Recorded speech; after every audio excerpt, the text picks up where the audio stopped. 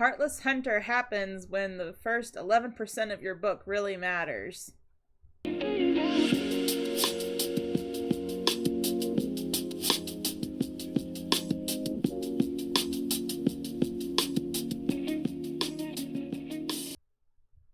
you watched my previous video, you know that I had plans for another video that wasn't this, but I ended up scrapping it because it just wasn't going to work out. I ended up scrapping it because it wasn't very good, and I feel like this drives home better what I wanted to talk about. It's been a very long time since I've seen a Catch Me If You Can romance, so I mean, the story is very well written. I think it deserves 5 out of 5 stars. It's a romantasy, I guess, but it feels more of a will they, won't they, lovers to enemies that I haven't seen in a long time. It's been a very long time since I've actually seen a decent enemies to lovers that honestly wasn't cringe or childish. I see a lot of stories floating around that I'm like, that can't possibly be a lovers to enemies, but I assure you that Heartless Hunter is definitely enemies to lovers to enemies ? Their romance is really good and very organic. I especially like how each character, even the side characters, have their own personality, wants, and desires, and it's very apparent in a very natural and organic way, which I think is honestly what makes it a 5-star book. The lore in the world is where witches can only cast magic with blood, and when they do, they leave a scent behind, as well as have actual physical scars on their bodies, which I think is very fresh, especially since most people just like wave a wand or wave a finger, and that's very a fresh take and a bit gross at times, but I thought it was very nitty gritty in a charming way. I don't want to spoil the book for anyone, and I won't, but I will be talking a little bit about a couple things that happen within the book. I believe Rune and Gideon to be very organic characters. They are believable. They have very realistic hopes and dreams, even if typically an enemies to lovers kind of does the whole stretch of logic at times. But it's very organic and refreshing, to be honest, because it doesn't feel like a stupid childish misunderstanding broke them up. And since this is a duology series, it's an on again, off again, on again, off again, will they, won't they, catch me if you can. So I find that to be very interesting and very entertaining if done well. And I believe that this series has definitely been very interesting and very entertaining. It is a true enemies to lovers, like I said, but it does kind of spin the narrative a little bit as a love triangle, possibly, but I don't feel like the triangle was very well developed. It was just kind of like, oh, the emotions were pre-established before the book, which can either make or break a love triangle, to be honest. I don't hate it. I thought it was refreshing that for once the main romance guy wasn't the best guy ever, and the other guy was just complete trash. Why are you even hanging out with this guy kind of person? I do wish that Rune had a few chapters to kind of establish her badassery, because she's supposed to be the vigilante Crimson Moth that Gideon believes is a murderer, and also just kind of like an evil witch smuggler trying to escape, justice or whatever. It's not justice. It's very disturbing and very, very dark at times, let's say. But if you like dark politics, this is your book. I do find that he gets the upper hand on her just a little too much.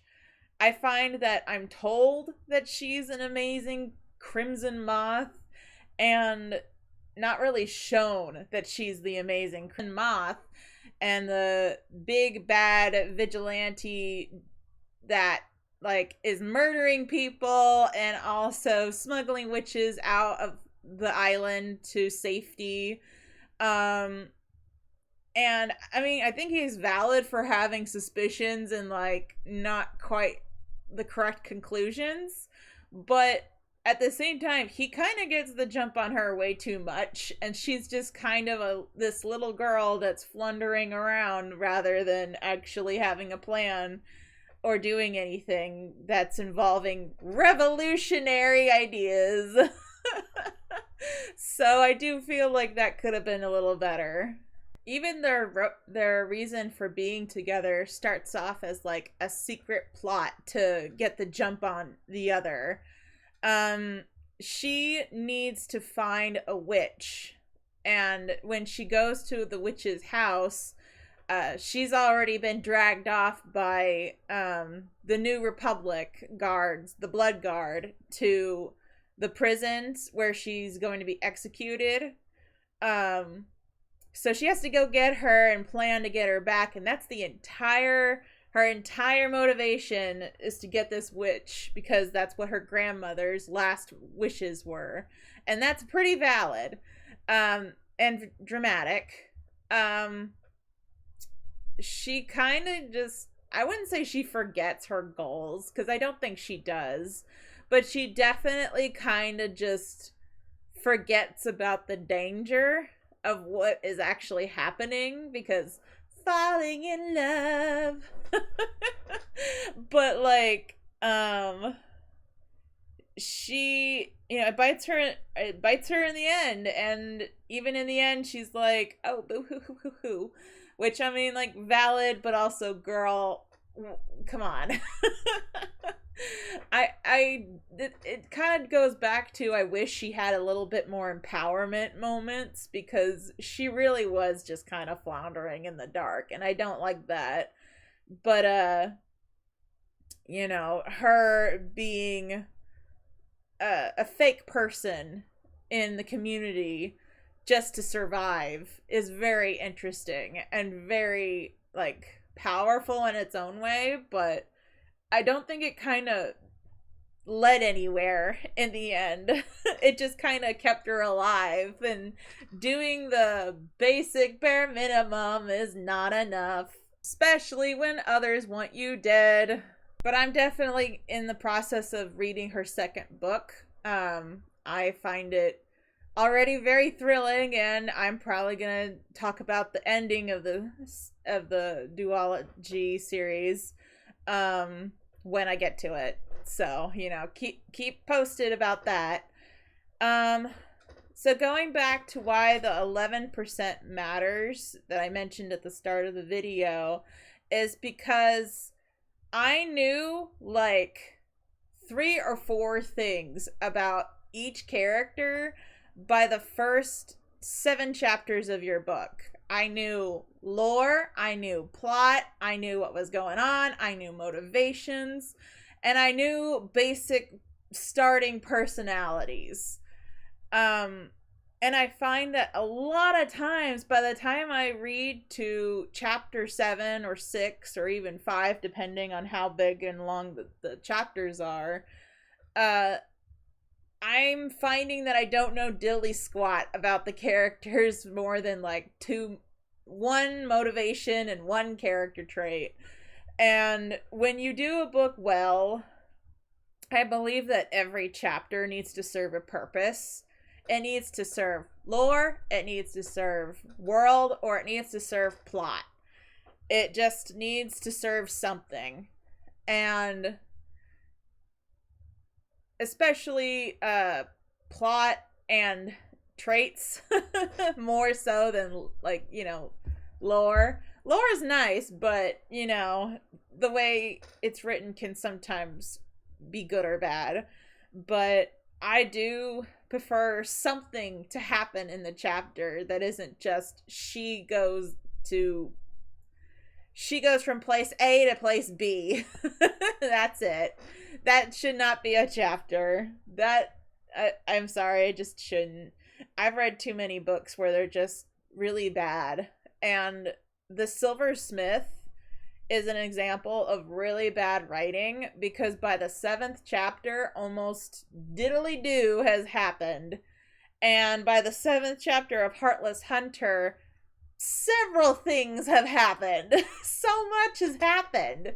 I cannot believe how many people are writing books where the first 50 to 100 pages, nothing remotely interesting happens.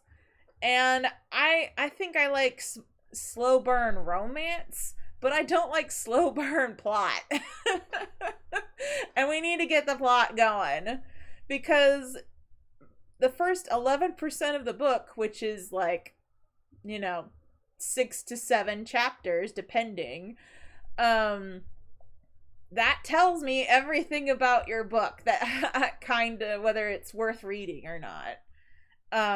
If you don't invest in the time and the characters and the plot, then why should I? Thank you for watching to the end of my video. I'll catch you next time. Stay tuned. Goodbye.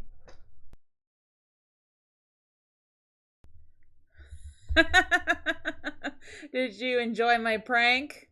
Happy April Fools!